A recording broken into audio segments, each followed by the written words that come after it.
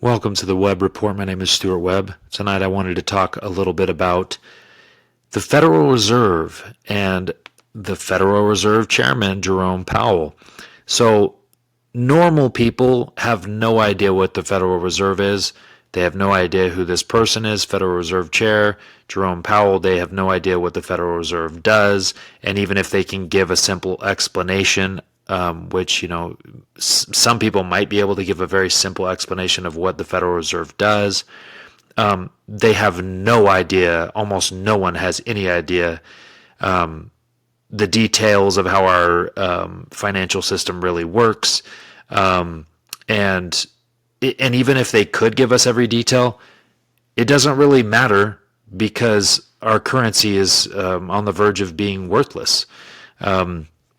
We are, 40 trillion in debt. So it doesn't matter if you can explain, if you're super smart and you can say, hey, this is how everything works. And, we just have to do this and tweak this and then everything will work out. Look, we're so far gone, 40 trillion almost in debt. My kids, debt per citizen, so not taxpayers, but per citizen, my kids who are under 10 years old, they already have $112,000 in debt because of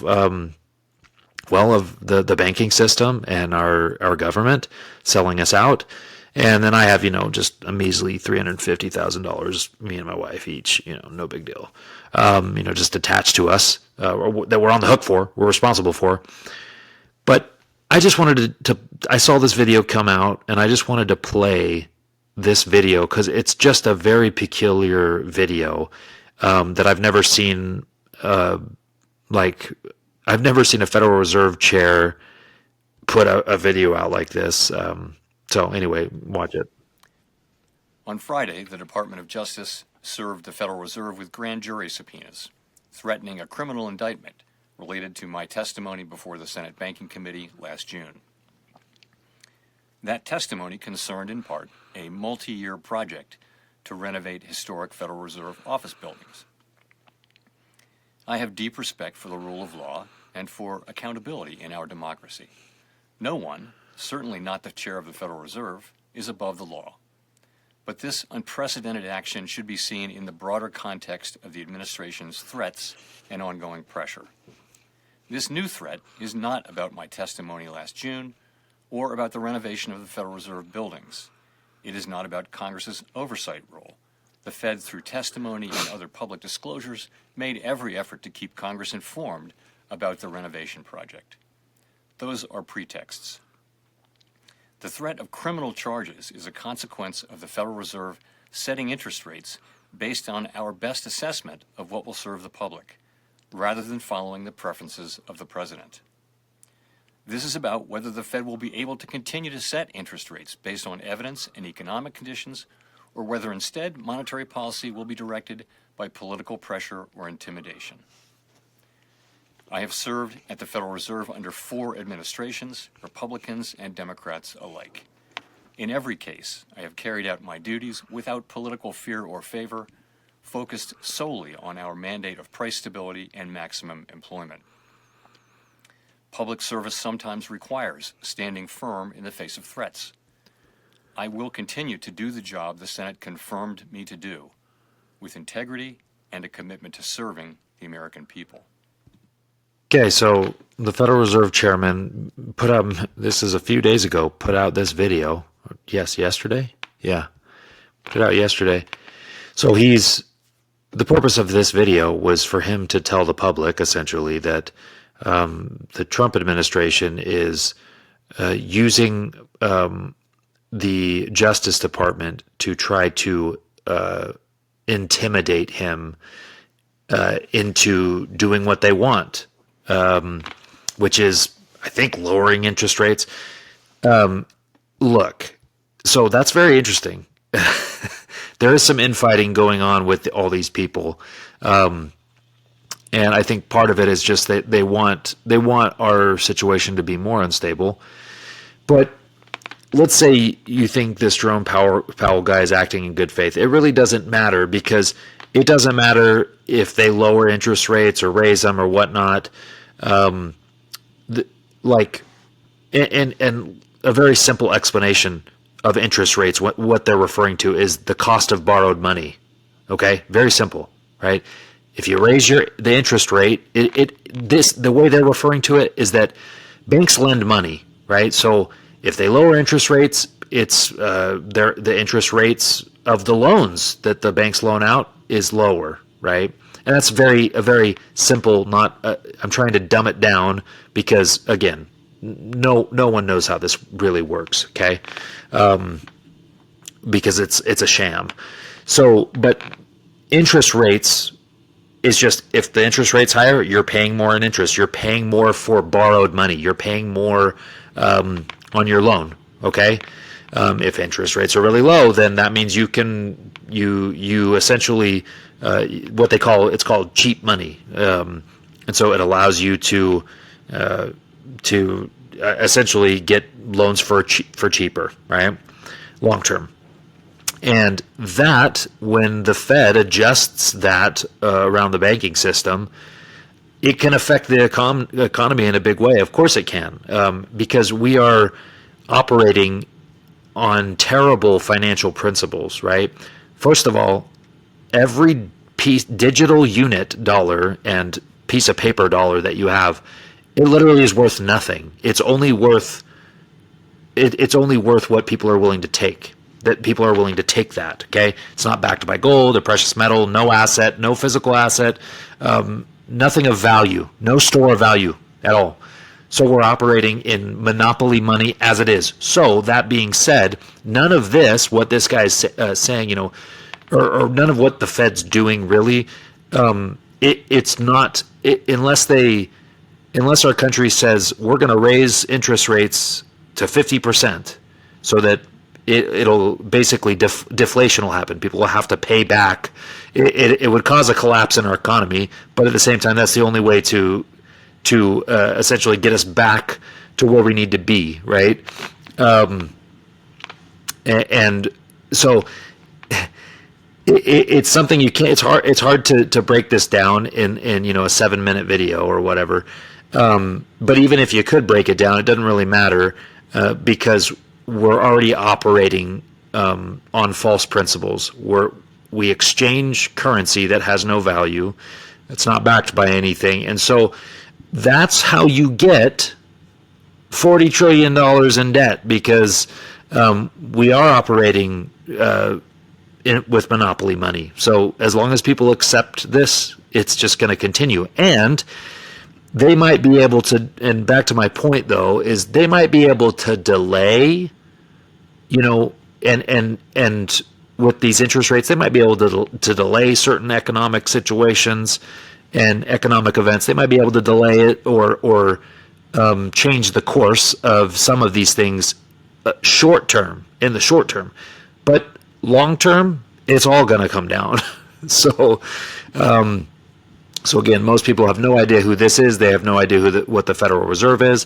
And let's real quick before I end this, and I know I don't have a financial degree, but I've read enough and I've observed enough that I can understand, that I can simplify this down and recognize that it's a sham. Okay, so fractional reserve banking, it's when a bank, let's say I go deposit my $1,000 into a bank, the bank keeps $100, right? And mind you, it's still not even a store of value because it's just currency, it's not money. And then they lend out the rest, right?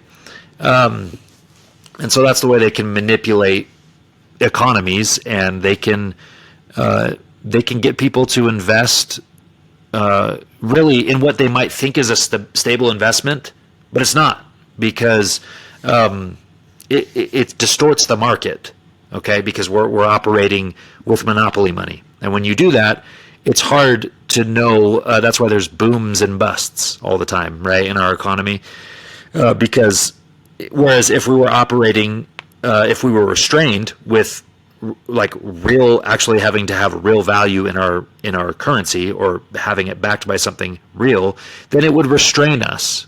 But unfortunately, we're not restrained. And another thing that's allowed it to go on this long, this fractional reserve banking, is because we're the world reserve currency, and so many countries still use our dollar. So we can inflate and deflate and manipulate all we want, and many countries still just operate under the U.S. dollar. And that's also kind of why I believe all these geopolitical conflicts are happening involving us, is because we have to make sure that people take our dollar, use our dollar, are on our banking system. Because if they aren't, then that's going to come back on us. We're gonna feel the effects there, and people aren't going to be happy. And so, again, this house of cards, they're going to keep it going as long as they can. And so we shouldn't have any faith in that. We need to restore our financial system to being backed by a physical asset or something. It needs to be tied to some store of value. Because, I'm sorry, it doesn't matter. I don't care if you have 7, 10 political, or if you have 20 financial degrees. I don't care. You can explain every detail, and it's still we're operating on incorrect principles. Okay, our financial system is not based on stores of value. Like our currency is not money. So it doesn't matter if you have a million financial degrees and you're super smart and a genius. Well, you can't make our pieces of paper, our worthless currency, have value. So yeah. Anyway, that was a long rant, but just observing this stuff for the last 16, 17 years now, it's just kind of ridiculous. And so when I see videos like this, it's interesting that we're here now. We're in this position where the Federal Reserve Chairman is making these types of videos, and essentially saying that the executive branch is threatening them in this roundabout way. And so yeah, we're in a interesting times, and we need to get back to a financial system that is backed by real value.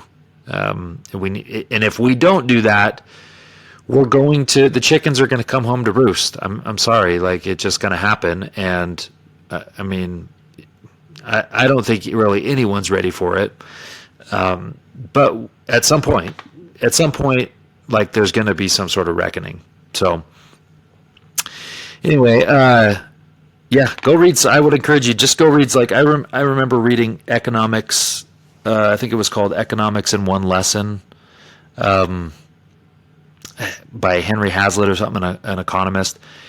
And it was, in my opinion, I read this like 15 years ago, but I mean, it was just, it just broke things down so in very simple terms, and explained interest and our financial system. And I've read multiple books on our financial system and money and currency and all that. But really, the more you try to understand it, the more look, these things, if they're not simple to understand, then we probably we shouldn't be operating in a system that is extremely complex. That's one of our main problems. So, yeah, I would encourage you to pick up some free market economic books, and just try to understand this stuff better. But fractional reserve banking is a sham. The Federal Reserve is a sham. It's privately owned. Yeah, it's overseen by the feds, but by Congress. But come on. And the feds, they own most of our debt, the Federal Reserve banking system. So it's not China and all these other countries that are like them owning some of our debt. Yeah, I guess that's maybe could be a threat in the future. But the main threat is countries not actually using our dollar and our banking system. and our financial system, not being a part of it. That's the main threat. So anyway, the more I think about it, the more I'm frustrated by it. And yeah, it's really a terrible situation we're in. We need to get back to true and correct principles.